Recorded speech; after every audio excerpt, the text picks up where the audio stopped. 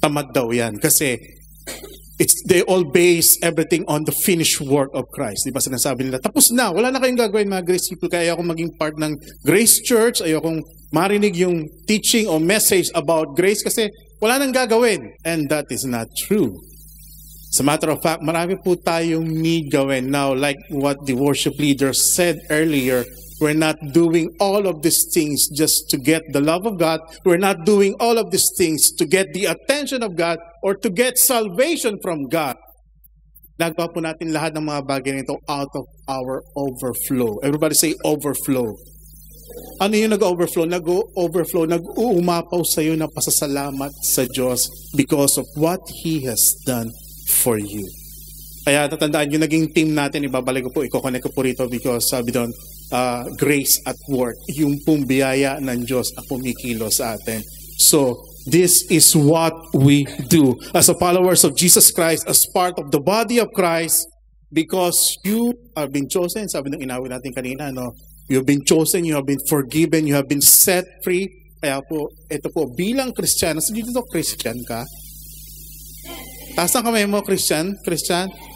Yung iba, Muslim ka ba kapatid? O Buddhist? So, yun, I'm just joking. So, lahat naman po tayo Christian. So, meaning we are followers. We have been born again. We receive Jesus Christ. So, this is what we do.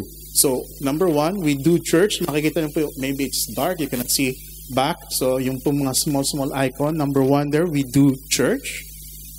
Pupunta po tayo sa church. We attend church. We do church. Number two, we worship. We love to worship. Yung pangatlong icon doon. Of course, we love the Word of God. We read the Word of God. We meditate the Word of God. And of course, susunod po doon, we love to pray. We are praying. We are people who pray. Amen? And susunod doon, we also are the people who are so generous. We give. And lastly, we are the people that love to serve. Amen. So, lahat po yun po yung pagpapag-aralan natin for the next 4 weeks.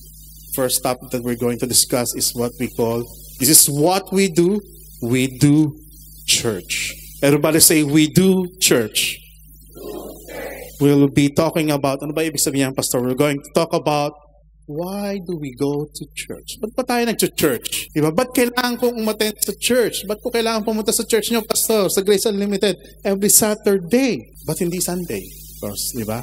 But yung mga friends ko, mga hindi naman nagsisimba yan, mga tamad nga yan eh. Pero okay naman silang pastor, no? So bakit kailangan pang pumunta sa Sharjah?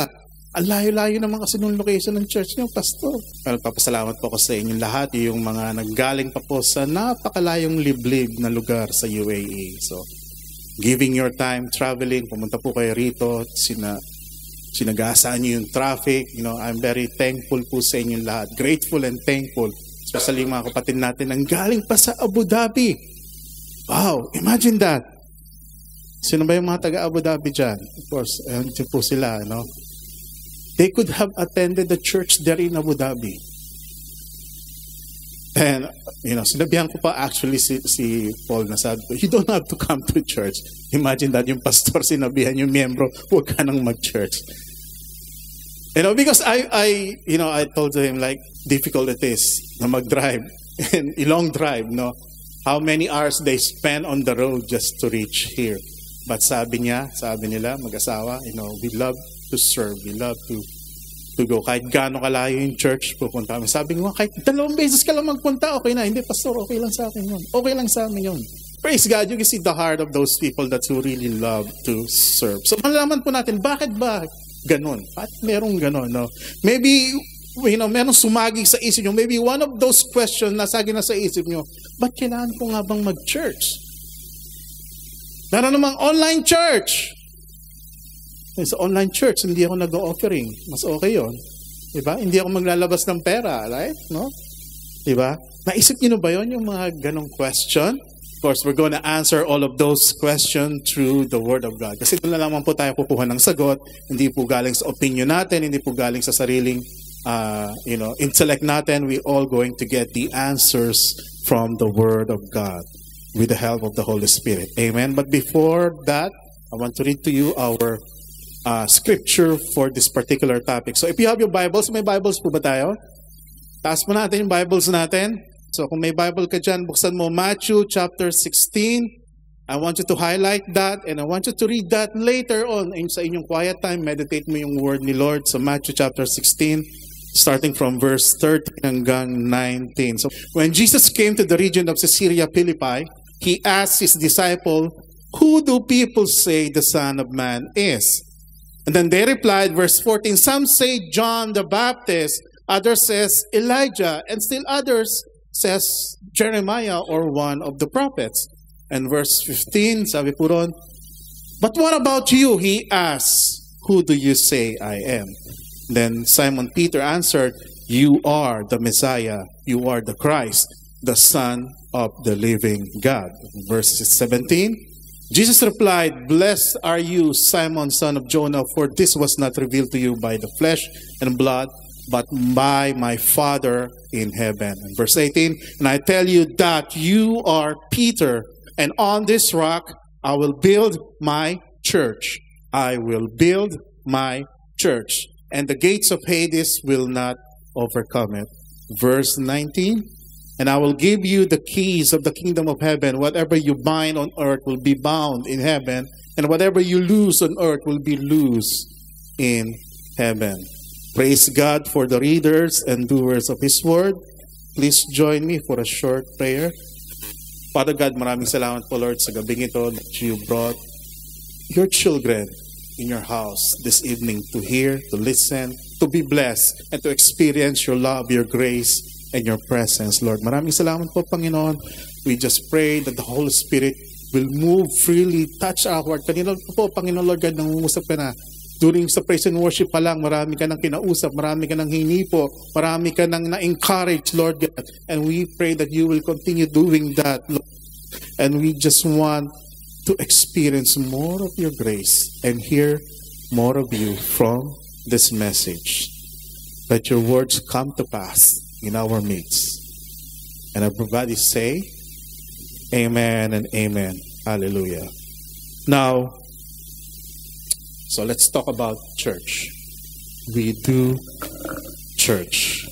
Now, all of us here, meron po tayong iba't ibang views or ideas and experience on what a church is and what should look like. Amen? Lahat po tayo may iba-ibang preconceived idea kung ano ba yung church. Paano ba ginagawa ang church? Paano ba mag-church?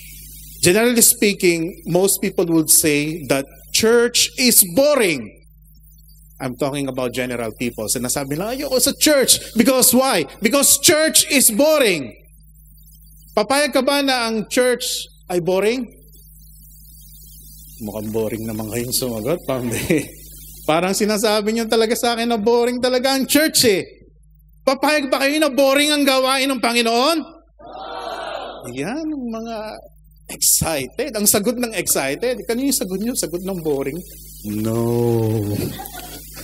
Again, I encourage you to take a coffee there. Baka medyo mag-pump yung heart nyo pag nakainom na kayo ng kape. Now, did you know that the number one reason kaya po maraming tao ayaw magsimba because of that? Because they thought the church is boring. Survey says that church is boring. Going to church is boring. Hindi po ako papayag dyan. Kaya ayaw nila maging part ng isang church community because they thought, it's just a waste of time. That's the second most got the points on the survey na ba't hindi nag-church sa maraming tao. Sayang lang oras ko sa church. You know, and even me, when I was growing up also, hindi naman ako pinanganak na pastor, right? So, I was just made or appointed as a pastor nung nandito na po ako sa UAE. Praise God for that. Salamat sa Panginoon. Pero hindi po ako pinanganak like merong iba po dito na talagang pastor's kid. Pinanganak sila because pinanganak na sila na nasa church sila. No? Because even me, when I was growing up, I used to think that going to church is really a boring activity. It's such a waste of my precious time. Instead na nagbi-video game ako sa bahay, kakalad ka rin ako ng lola ko, ng nanay ko, tara, punta tayo sa simbahan. No? Ayoko sumama kasi sayang yung oras ko, sinasabi ko. And I didn't even know. First time kong umattend ng church dito sa Dubai. Pagbungad ko doon sa pintuan nung maliit na hall na ginagamit ng first church na inatinan ko, nagulat ako. Why? Tanungin niyo ako bakit?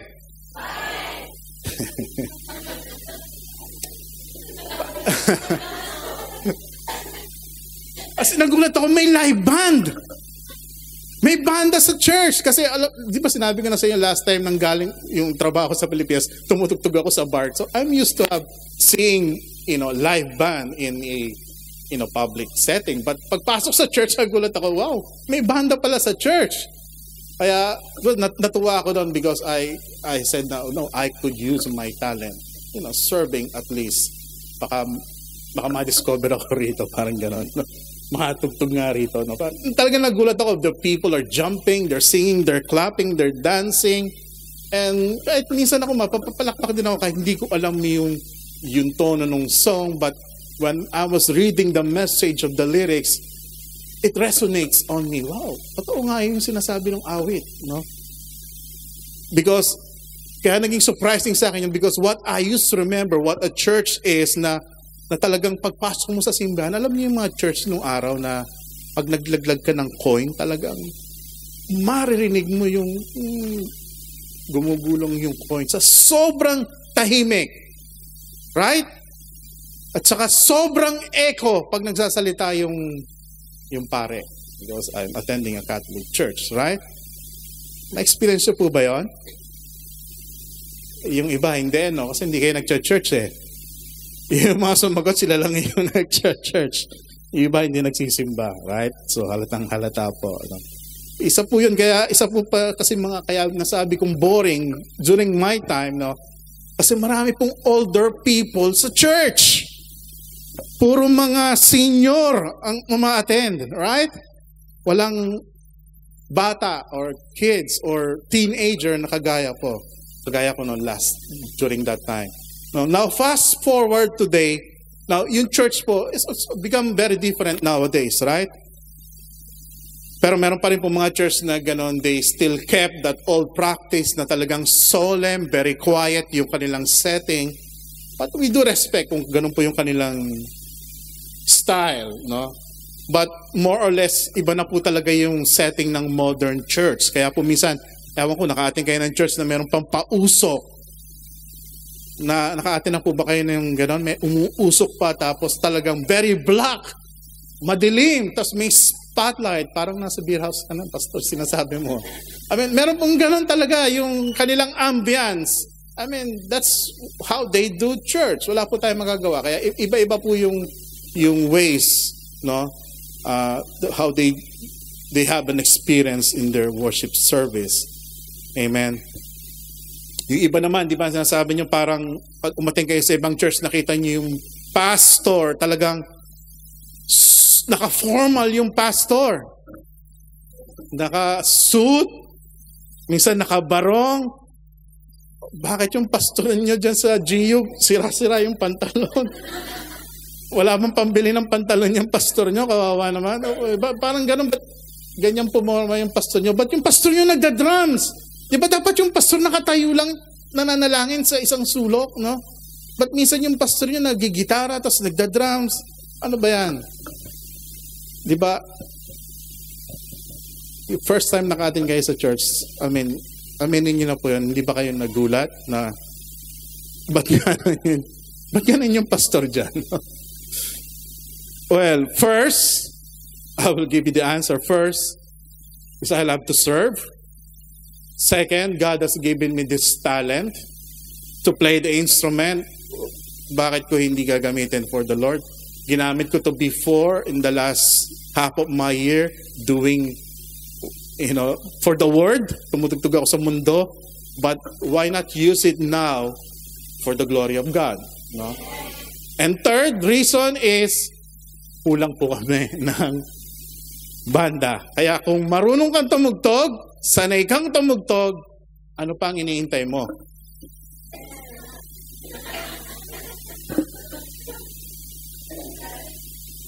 Pag-resignin nyo na si pastor. Amen? So, yun po yung reason bakit ako nag-play or nagsaserve. Amen?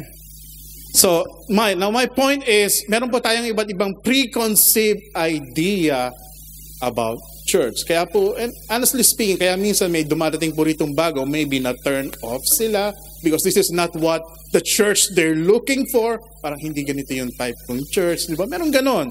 And praise God, meron naman naging stay. Right? Because for them, they found home.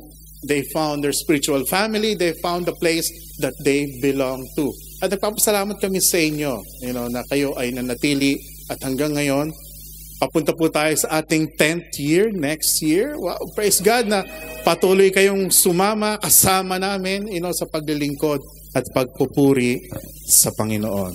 Amen. So, yun po yun. Meron po tayong different expectation of what a church should look like, what's church supposed not to be, or what's church supposed to be like this. No, parang ganon.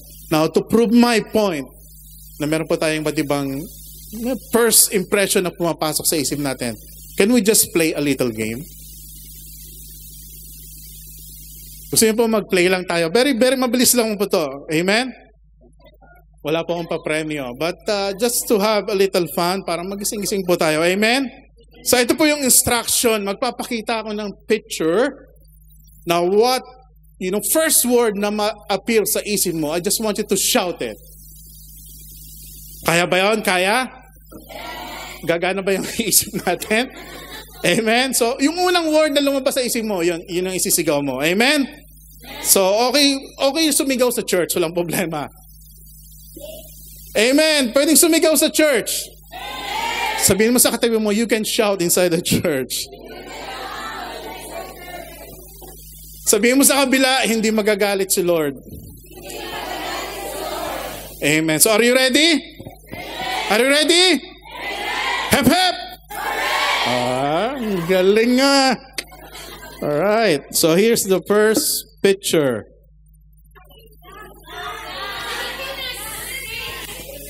Alright. Salamat po sa sagot. This is the next picture. Ready na kayo? Oh.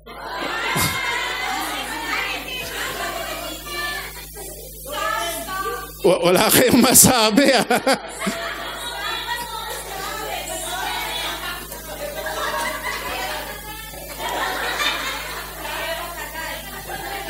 Okay, ayaw po natin ng politika. Next picture. Oh.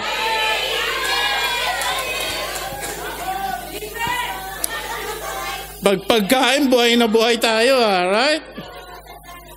Amen. Next picture. Yes, gas station, gastos. Amen. Next. Oh.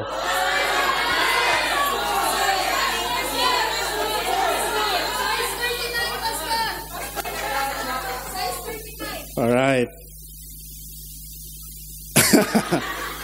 Yan ba yung unang pumasok sa isip mo? Add to cart, right. Binibisto ko ni, Next picture.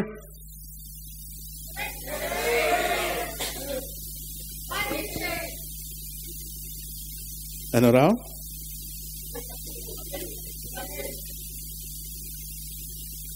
Building, right? Pwede siyang building. Yes. Building with a cross, right? So, well, of course, nakita nyo, merong cross. Obviously, the first thing that comes to your mind is a church. That's very interesting, right? When we look at a building with a cross, automatically what comes to our mind is a church, right? Because we grew up in a culture like that. Now, the question is that the correct perception of a church? Pero ba't nyo sinabing church? Now, going back to the words of Jesus Christ, diba, sabi niya doon sa binasa ko kanina sa Matthew chapter 16, He said, on this rock, I will build my church. Now, does He mean He will build a building and put a cross on that building and call that a church? Wow, very good. So just a little background lang po.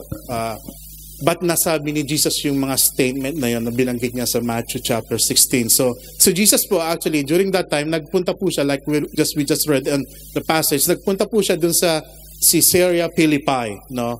Very interesting po yung region na yun is just like, 120 kilometers above Palestine, yung area po ng Palestine.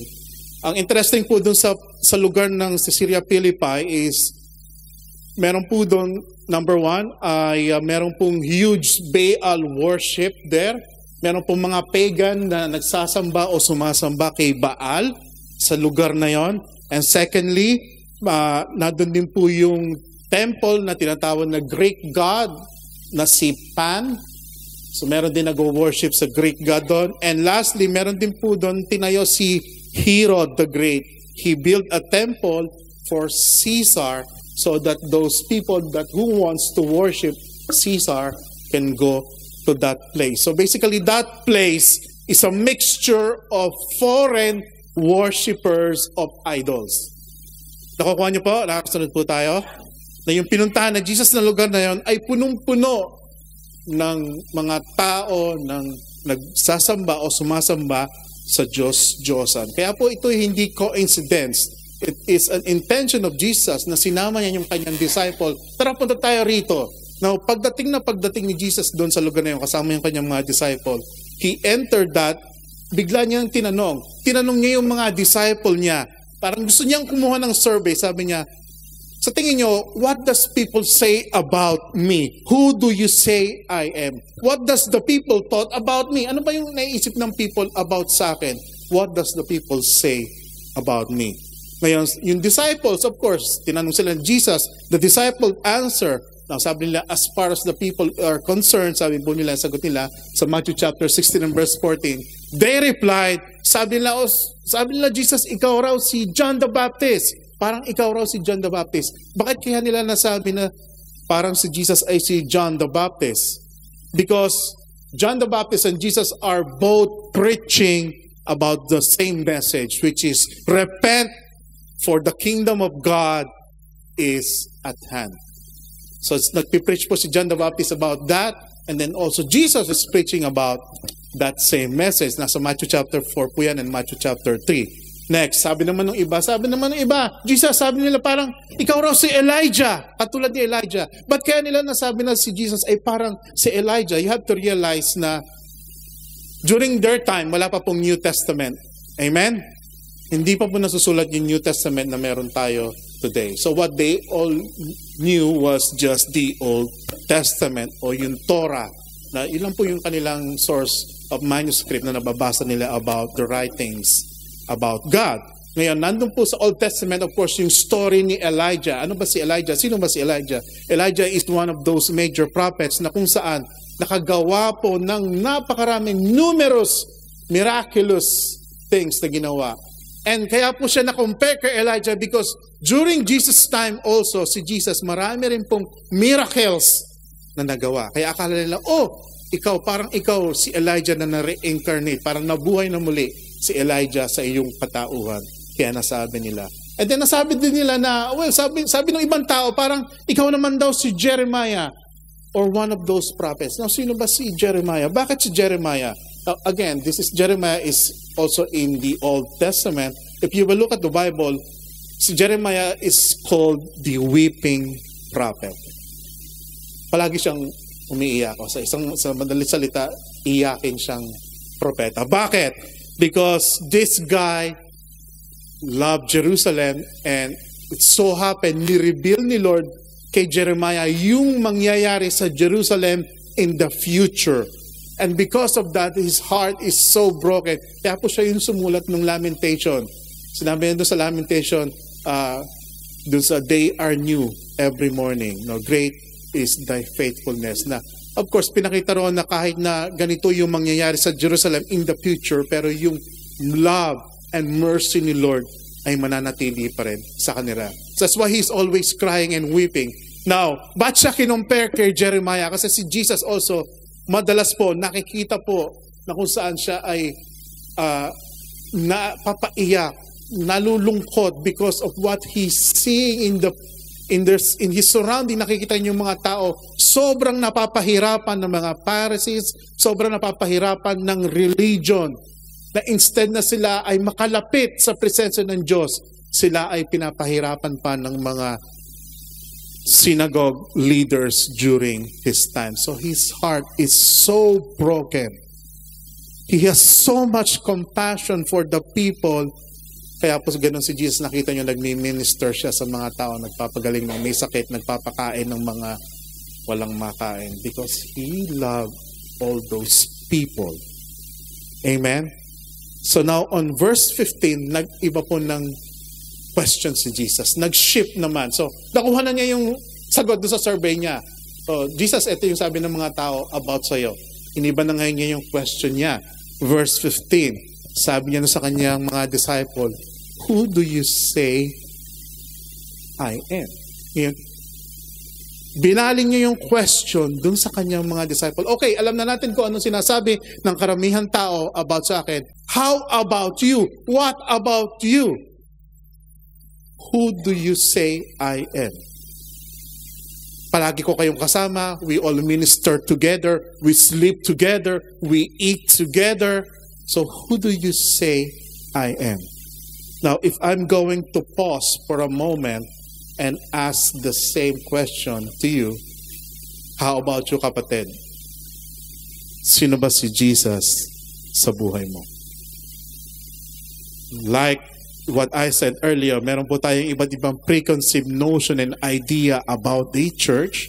Now ngayon, meron din po tayong iba't ibang preconceived idea of who Jesus is. Kaya ang tanong ko sa iyo, kapatid, who is Jesus in your life? Now here's the thing, when Jesus asked that, sumagot si Peter. Peter shared a powerful statement. Sabi niya sa verse 17 ni Peter, Simon Peter answered, you are the Christ. Ibig sabihin, you are the Messiah sa ibang translation. Ibig sabihin, ikaw ang tagapagligtas. Ikaw ang aming iniintay na Savior na dumating. You are the Son of the living God. Now you have to understand this statement this time, day and age sa panahon natin. Because if you will go to Israel right now and ask the Jews right there today, they will not say, they will not admit, and they will not claim that Jesus is the Son of God and Jesus is not the Messiah. Hanggang ngayon, sila po ay nag-iintay pa rin sa darating na Messiah. So sad. Kaya meron silang wailing wall. They're still praying over there. Lord, God the Father, padala mo na yung Messiah. They missed the point. They missed the time. Dumating na si Jesus. Kaya po tayo pinagpe-pray pa rin natin yung mga Jews. If you ever wonder why we always include Israel on our prayer list. Because alam naman po natin Israel is so dear to the heart of God. And sabi po sa Bible, whoever bless you will be blessed. Whoever curse you will be cursed. So doon na lang tayo, bless natin yung Israel. Pag-pray natin. I'm not saying they are the perfect people. I'm not saying they are the perfect country. Marami pong against sa kanila. Marami pong kontra sa kanila because of what they're doing. But what we could only do is to pray for them. So that their eyes will be open and their hearts will also receive and accept Jesus Christ as the Lord, the Savior, and the Messiah, the Son of the living God.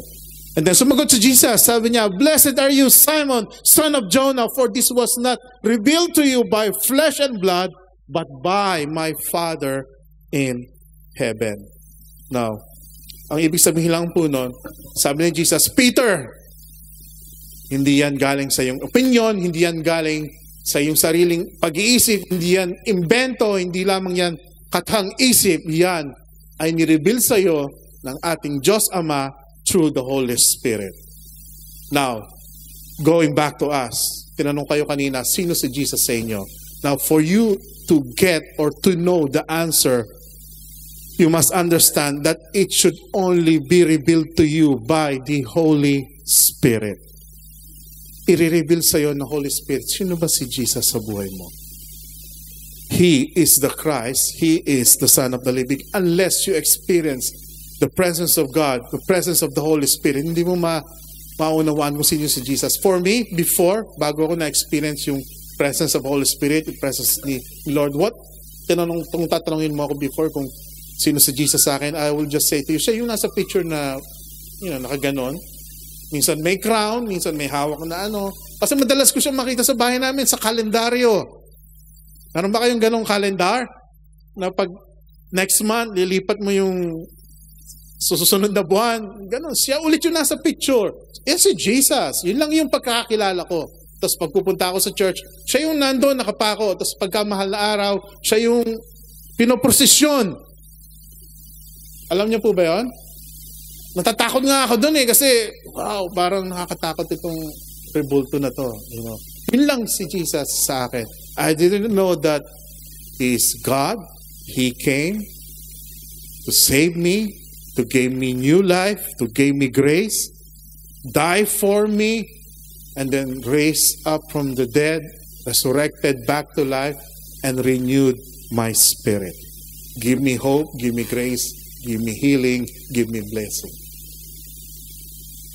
Now, saan ang galing yun? It was revealed by the Holy Spirit. Kaya unless you will have a personal experience, unless the Holy Spirit i-reveal sa inyo yan, hindi nyo makikilala kung sino talaga si Jesus sa inyong buhay.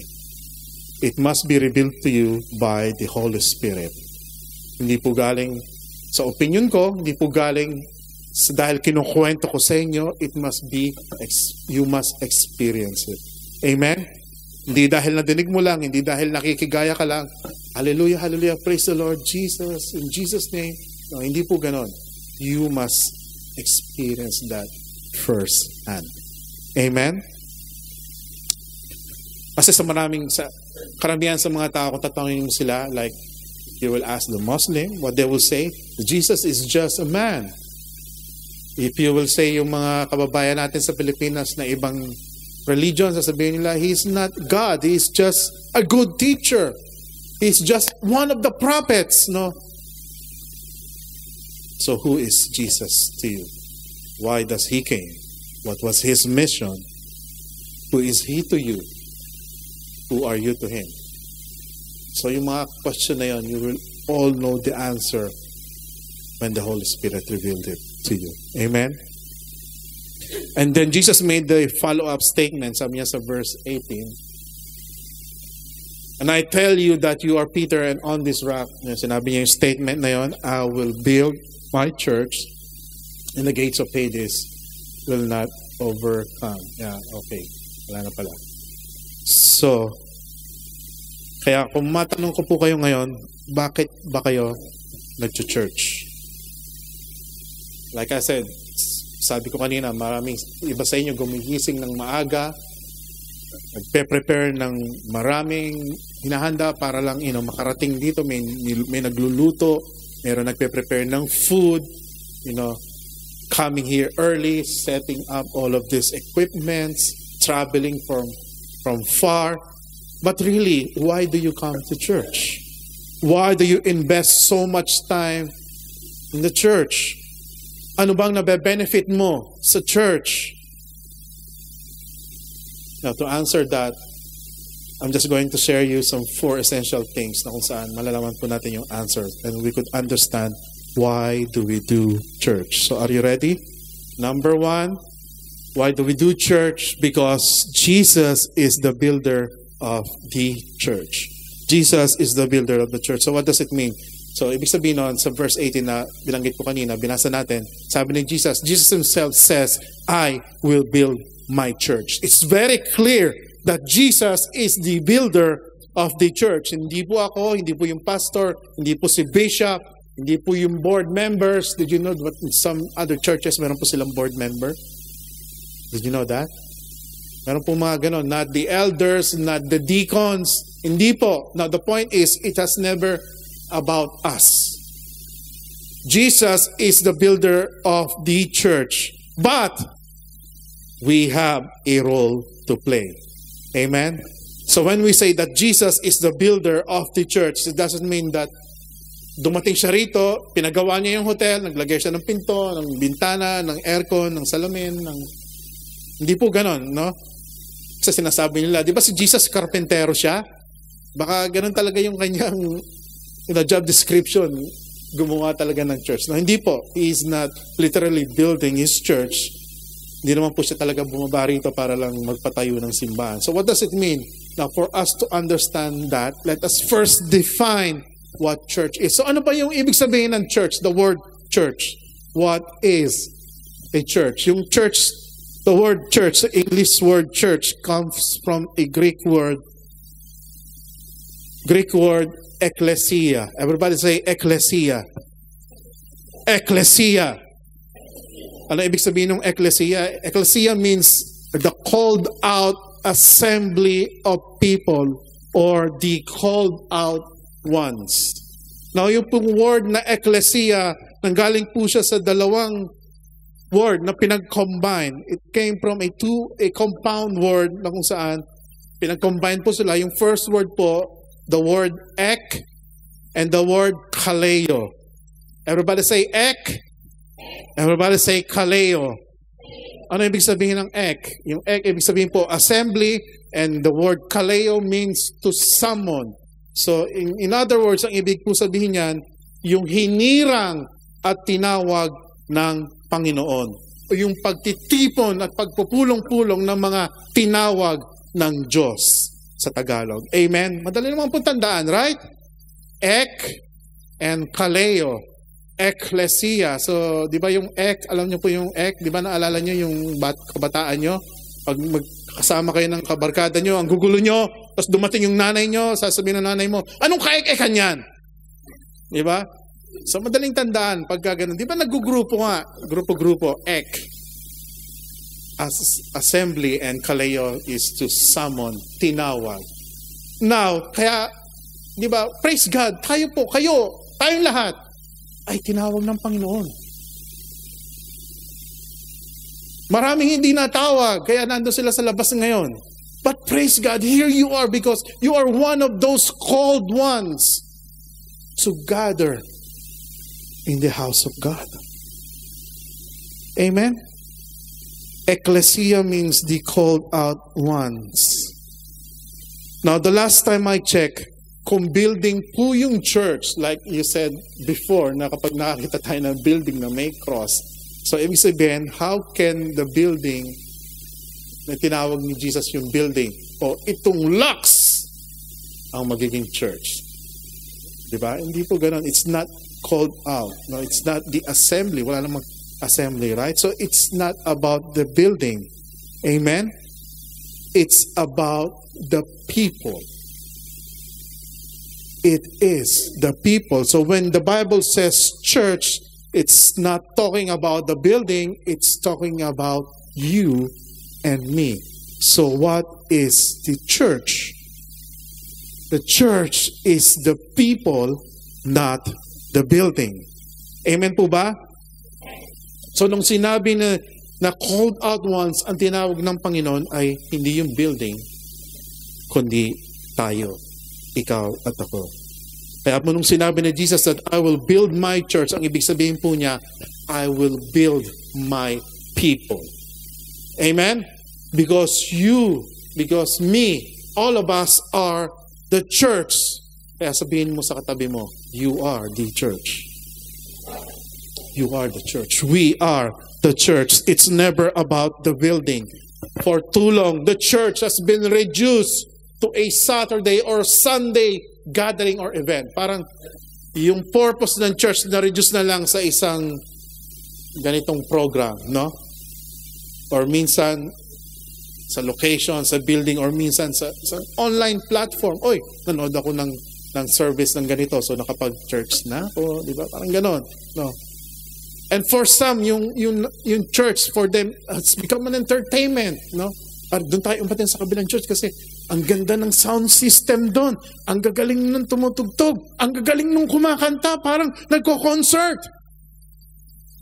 Doon naman tayo pumunta sa kabilang church. Yung pastor doon, Kengkoy, ang galing mag-joke. Siyang saya ko ron pag umaattend ako doon sa church na yon. Tanungin mo, anong na-take away mo doon sa church? Yung joke ng pastor. Ano yung verse na sinuro sa'yo? Hindi ko maalala. Naalala ko lang yung joke, yung ek-ek. Yun lang natandaan ko nung umattend ako sa church na yun, yung ka-ek-ekan. Merong ganon, di ba kaya sila nag-church? Because they want to be entertained. But it was never about that. He wasn't talking about the entertainment. Jesus wasn't talking about the program or the service. He's talking about the people. I will build my church. I will build my people with a purpose, a called out one, spirit-filled people with a mission-driven movement. Hindi po tayo dito pumupunta para lang magpainit ng upuan. May nakapagtanong na ba sa inyo na ganitong question? What church do you go to? Saan ka nag-church? Ano yung madalas na response natin pag may nagtanong na gano'n? Sa GU ako nag-church. Sa Sharjah yung church namin. Amen? Diba? Sa Lux Hotel yung church namin. Sama ka, attend ka. But may I propose to you a better question instead? Ano po yun? Instead of asking what church do you go to, maybe the better question is, how do you do church? How do you do church? Because church is not just something we attend. It's something we are, and it's something we do together. That's why if you want to know the condition of the church, look at the person sitting beside you. Ano yung condition ng church? Yan yung church. Tingnan mo ulit yung katabi mo. Is that person boring? Kasi pag sabi mo, yes, then the church is boring. Is that person healthy? Then the church is healthy. Di ba? Pastor, yung church, kailangan mag-exercise. Di ba? Parang gano'n, no? So, is that person cute? So, then the church is cute, no? Because you are the church. You know what? Sabi po ng Bible, we are ambassadors for Christ. Ano ba yung ambassador? Ano ba yung ibig sabihin ng ambassador? Meron po tayong ambassador dito from the Philippines. Kung gusto niyo po magpa-autograph, punta po kayo kay Kuya Ed kasi close po sila. You know, kilalang-kilala ni Kuya Ed yung si consul natin dito sa UAE. So, anong ginagawa nun? Pupunta sila dito to represent the government of the Philippines. Right? But sabi sa Bible, iba tayong klaseng ambassador. We are ambassador for, so meaning we are here to represent who? Represent who? We are representing Christ. Kaya kahit saan ka magpunta, sa office mo, sa company mo, sa flat mo, sa accommodation nyo, you are representing Jesus. Kaya ang tanong, kamusta si Jesus sa buhay mo? Nakikita ba si Jesus sa buhay mo? Sumasagot si Siri. Diba? Do you represent Christ? Or ang narinig sa, yan, lakas magmura niyan doon sa simbahan namin. Nangunguna yan sa mga kalokohan dyan sa flat namin. Siya yung nagbabangka doon sa bahay namin. Yung ba ang representation natin kay Jesus? Kaya po, we're not playing games here in the church. Hindi po tayo nagpapalipas lang ng oras or nagpapalamig kahit hindi masyadong malamig.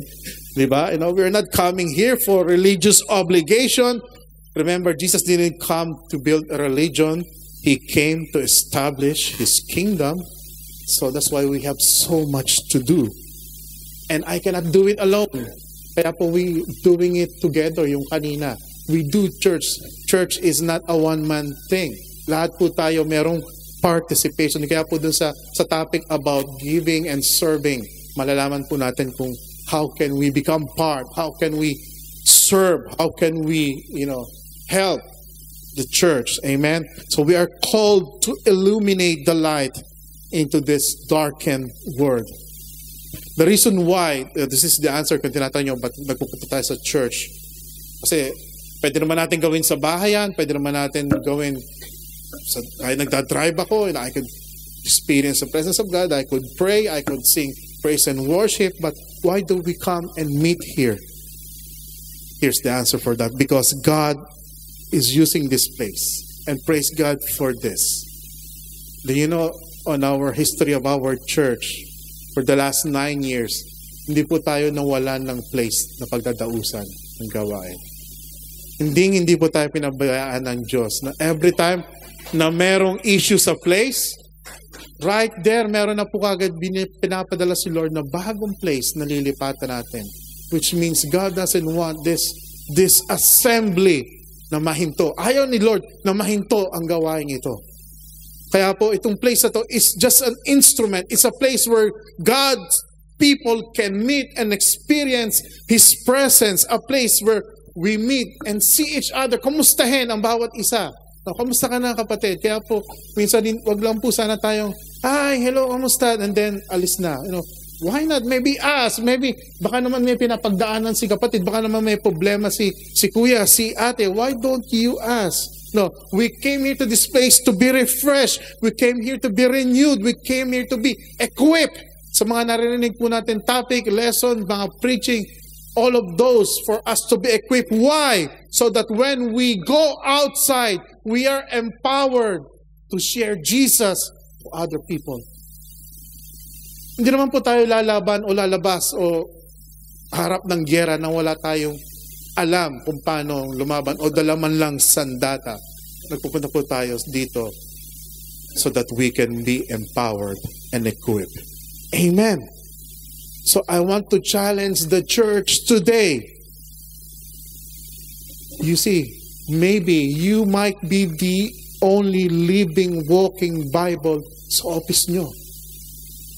Maybe you're the only source of the message or the gospel of grace sa inyong flat, na yung mga kasama mo sa flat ay walang pagkakilala kay Jesus. Pero ikaw, alam mo, yung nilalaman ng Bible, alam mo, natutunan mo kung anong tinuturo ng gospel. Maybe you are that answer for that person. Yung katabi mo sa trabaho mo, sa office mo na napakakulit, na gusto mo nang paluin ang keyboard. No, maybe you are the only person who can give hope to that person. Ba't siya ganun? Ba't ganun yung asal niya? Maybe meron siyang pinapagdaanan. Maybe the answer is from me. Nasa iyo ang sagot. I want to challenge the church. Kaya po yung church is alive because the people here are alive. Are you alive? Sikuhin mo nga pag umaray.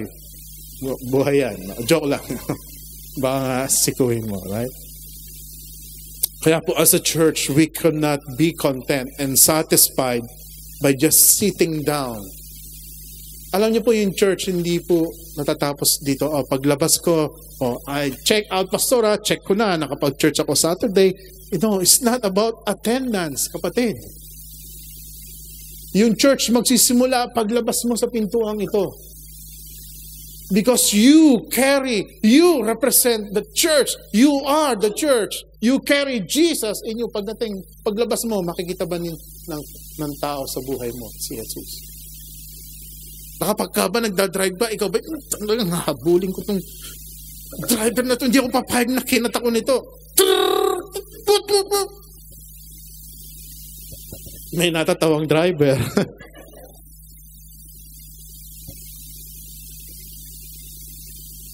Tapos nakalagay pa doon sa sticker ng sasakyan mo yung fish na sticker. Uy, kilala ko yung sasakyan na yun, kay pastor pala yung, ba't gano'n baka? Sasakyan pala nila pastor yung, ba't gano'n ginat-git? Diba? Parang, wow, nakakahiya naman kay Lord, right? So we're representing Christ and then ganun yung asal natin, right? Kaya sabihin mo sa katabi mo, you are the church. Now, I'm not saying we are the perfect church kasi wala pong perfect pa rito. Right? Kaya po sabi ni Jesus, I will build my church. Ibig sabihin nun, present tense yun. Because He's continually building His church. Amen? Lahat po tayo are all work in progress. Amen? Sabihin mo, I am a work in progress. Marami pang binabago si Lord sa atin. Marami pang pinuprune, tinatapyas si Lord sa mga ugali natin. Amen? Kasi kapag sinabi natin we are already perfect, baka tawagin na tayo ni Lord, babalikin na tayo. Di ba? Oh Lord, I'm perfect na ha? Okay, punta ka na rito. Di ba? Hindi pa. We're all work in progress. Amen. Amen. So, well, hindi ko po kayo kinokondemn, right? So, kasi meron din po akong mga rough edges pa rin. Amen. Number 2. Why do we do church? Because Jesus, bibilisan ko na, Jesus is the foundation of the church. Jesus is the foundation of the church, the universal church, and also the foundation of this church, Grace Unlimited. Si Jesus po. Verse 18, again, I'll tell you, you are Peter, and on this rock I will build my church, and the gates of Hades will not overcome it. Now, there's a lot of confusion po dito sa verse, sa passage na to, because for some people, akala nila, si Peter ang founder ng first church. Kilala niyo po ba si Peter? Sino si Peter? Si San Pedro, right, sa Tagalog. Yeah. Yung may manok, right? Yung manok ni San Pedro. Ba't daw siya may manok? Kasi sa bungero daw si... Kung saan galing yung ba't may manok si San Pedro? Wala naman binanggit sa Bible na may dalang manok si ano. Anyway, yun po, yung confusion doon, nakala nila na si Peter daw yung founder ng church. Marami po nagsasabi that even Peter is the first pope and church. No, see, what the Bible says, again, kumukuha po tayo ng sagot sa Biblia. Kung titignan po natin yung Hebrew word for the name Peter, ang ibig sabihin po nung Peter in Hebrew means Petros. Everybody say Petros. Petros. Ibig sabihin a fragment or a stone or a pebble.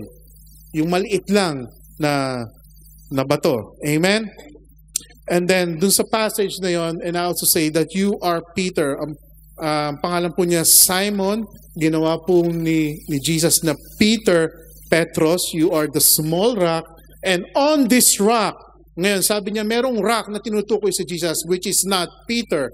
Yung rock na yon, ang Greek word po niya is Petra. Ibig sabihin, a boulder or a immovable big mass of stone. And on this rock daw, sa malaking batong ito, then I will build my church. Now, anong ibig sabihin yan? Ano ba ibig sabihin ng large rock na yan? No? At yung small rock. Like, again, si Peter yung small rock. Then from this big rock, which is the foundation, it's clear po na hindi si Peter ang foundation ng church. Amen?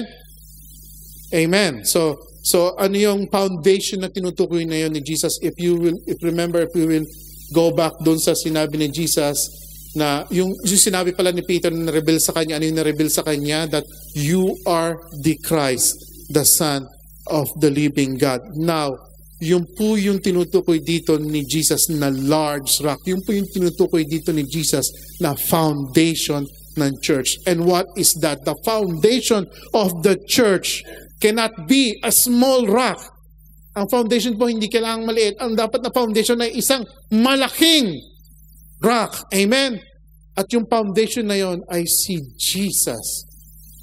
That you are the Son of God. You are the Christ. You are the Messiah. You are Jesus, the Son of the living God. Kaya po hindi po pwedeng magkaroon ng isang simbahan, magkaroon ng isang church na hindi po ina-acknowledge na si Jesus ay Diyos. Kapag ka umattend ka o maybe na-invite ka, naka-attend ka sa isang church na si Jesus ay hindi Diyos doon o si Jesus ang hindi sinasamba doon, then magmadali ka ng lumabas at tumakbo. Because that is not the church that Jesus built upon. Hindi po pwede na ang foundation ng isang church ay yung pastor. Sino ang foundation ng Grace Unlimited? Si Pastor Jeff. No! And I will not put myself even on that level. Ang foundation ng church ay si Bishop Evie. Definitely not. Bishop Emmy is not here to own the church. Bishop Emmy came partner for us to equip us. Amen. And he has become part of the family. Pero hindi pong sabihin, siya yung nagpapatakbo ng ating church. There is only one foundation ng church na to. And that the one person that we worship, the one person that we lift up, sino yun? Sino yun? Sino yun? And that is Jesus. Hindi po ang pastor. Kaya po, what is our difference? Kasi marami rin pong gathering, marami rin pong assembly sa labas ng church na to. Merong tinatawag na Rotary Club, di ba? Merong tinatawag na Ladies Club, merong Glee Club, merong Golf Club, merong The Rich and Famous Club. Sa kakasaling club? Night club daw. Sino yung membro ng night club? Ano yung difference natin dun sa iba't ibang club na yun, sa iba't ibang assembly na yun? There's only one difference, and that is Jesus. And if they say that they are a church and Jesus is not acknowledged there, you have to think twice. That is not the church that Jesus has built. Kaya kailangan po talaga may revelation tayo ng Holy Spirit. Amen? Para hindi maligaw ang tao. Amen? Kasi marami po nanliligaw talaga sa mga tao. I love what the Apostle Paul says in 1 Corinthians chapter 3, verse 9 and 11. Sabi po rito, for we are both God's workers. Lahat po tayo ay tagapaglingkod, naglilingkod sa Diyos, ating Panginoon, and you are God's field. You are God's building. Malinaw po na tayo yung tinutukoy na God's building. That means the church. Because of God's grace to me, I have laid the foundation like an expert builder. Now others are building on it. So meron na pong nilagay na foundation. We're just building upon on that foundation. But whoever is building on this foundation, sabi niya, must be very careful. Because for no one can lay any foundation other than that we already have, which is Jesus Christ. Kaya very importante, hindi po natin pinapalitan yung foundation, hindi po tayo nagtatayo ng panibagong foundation. We're just building on the what is existing already foundation, which is Jesus Christ. Hindi po tayo nagpapasimula ng panibagong movement, hindi po tayo nag-iimbento ng panibagong movement. We are standing on a solid rock foundation, which is Jesus Christ, the Son of the living God. Bilisan ko na po, why do we do church? Because Jesus' church has relationship. Everybody say relationships. When Jesus was building his church, like I said, he's building his people, he designed it with relationship in mind. Meaning he intended it to be a community, united with one common goal, united in one spirit. That is why church is not boring. It should not be reduced. Kaya po dapat hindi po ito ma-reduce lang into an online gathering. Well, I'm not saying na online gathering is bad, but hindi po ibig sabihin na yun na yung maging church life mo. I understand maybe for some people they cannot really go because of the distance or very far of whatever reason. Pero po hindi po mananatili na dapat na ang church ay will just be reduced to an online gathering. Because why? Because you don't know the other people behind the camera or behind the TV, right? Compared to us coming here, meeting together, knowing each other, nakikipagkamay ka, kilala mo yung mga tao dito sa simbahan. Right? Well, maybe for some people, kilala ko si ganito, kilala ko sa ganyan, pero how deep will the relationship be compared to us meeting here? Knowing their names, knowing their family, knowing, their background, their challenges, helping them, praying for them, encouraging them. Di ba? Iba po yung ganon yung community, right? Now, if you will look at the cross, ano po itsura ng cross? Cross, right? Merong vertical, merong horizontal, right? Amen?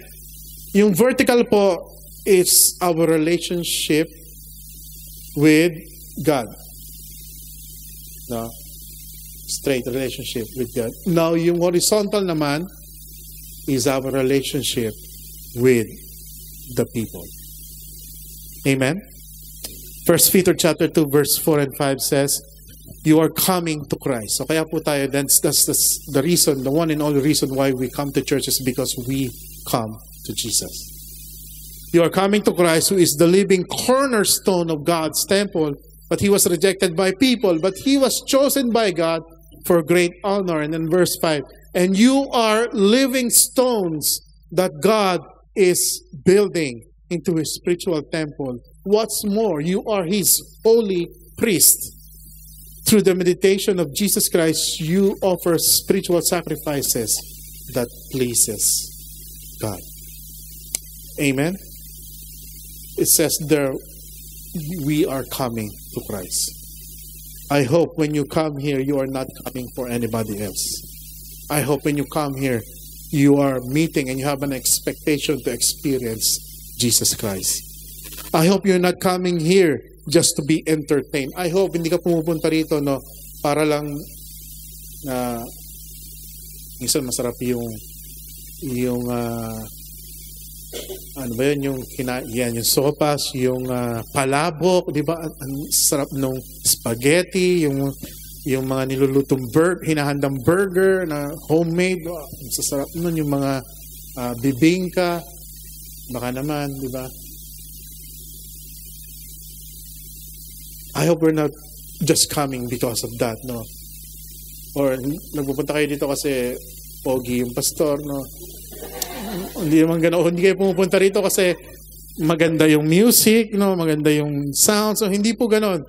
We're coming here to experience and meet Jesus. I hope you come here because you want to know more about Jesus and want to have a relationship with the rest of our brothers and sisters. Amen? Now, when was the last time you intentionally come here a little early and stay a little late, just to have fellowship with someone?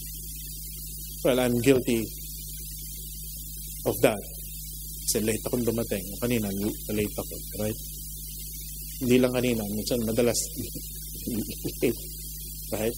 So, kaya po, para sa akin din po ito message. So, when was the last time you intentionally come just to pray for someone? Or to talk to someone? Kumustahin si kapatid? Punta ka ng early dahil you want to have a chat, kumustahin, pag-pray. But you stay a little late. Kasi madrami po, minsan madalas, nagmamadali. Well, maybe for some reason, they have to go out quickly because they have some things to attend to na very important. But when was the last time you intentionally stay and have fellowship with your brothers and sisters? Kasi po ganun po yung church. It's a shared life, relationship, community. Of course, andun po yung nirespect po namin yung privacy nyo. If you want to be private, that's totally fine. But if you want to really, meron kayong gustong counseling, meron kayong gustong itanong, you can always approach our leaders here. Message them kung nahiya kayo personally. You could message us kung nahiya kayo sa akin, natatakot kayo sa akin. Why are you afraid? Ba't kayo natatakot sa akin? Kasi yung marami po rito, ginagawa kasi akong panakot, no? Diba? Kapag makulit yung bata, lagot ka kay pastor. Ginagawa tuloy katatakutan, di ba? Si She, palagi akong pinapanakot ni She. Ingay-ingay ni Temen, lagot ka kay pastor. So, kung natatakot kayo saan, kay pastora, message nyo. Maraming leaders sa pwede kayong i-message dito. And they are there for you, to help you, to give counsel, to advise, no? Amen? Kaya po yung church hindi po solo-solo. At hindi rin po grupo-grupo. Hoy, grupo lang namin to, yung mga pogi, mulang sasama sa amin, no? Hindi po gano'n na ina-out of place po natin yung iba. Hindi rin po gano'n yung church. Kasi merong gano'n, pinanggalingan akong gano'n church, yung mga medyo mapera lang. Uy, kami lang yung medyo mapera. Wala kang pera, huwag ka sa amin. Merong mga gano'n, no? Hindi po gano'n yung ini-intend ni Jesus. Walang solo-solo, walang grupo-grupo. We are one family, spiritual family, and a community. Amen? It's not just a social gathering. This is a place of encouragement and empowerment. Building our faith. Sabi po sa Proverbs chapter 27 and verse 17, as iron sharpens iron, so one man sharpens one another. So nandito po tayo nagpapalakasan, nagkikiskisan, palakasan, na-encourage one another. Kasi lahat naman po tayo may pinapagdaanan. Lahat po tayo OFW, lahat po tayo malayo sa ating pamilya, lahat po tayo nandito sa abroad. We should come together to encourage one another. You cannot have relationship and fellowship with a building. Kaya po yung, again, the church is not a building. The church is the people. So last, number 4, finally, we do church because Jesus' church has power and authority. Power and authority. Ano ibig sabihin yan? Again, verse 18 and 19, I tell you, Peter, on this rock, I will build my church, and the gates of Hades, meaning yung gates of Hades, or the gates of hell, or gates of death, sa ibang translation, will not overcome it. Now, ang ganda po ng passage na yun, no?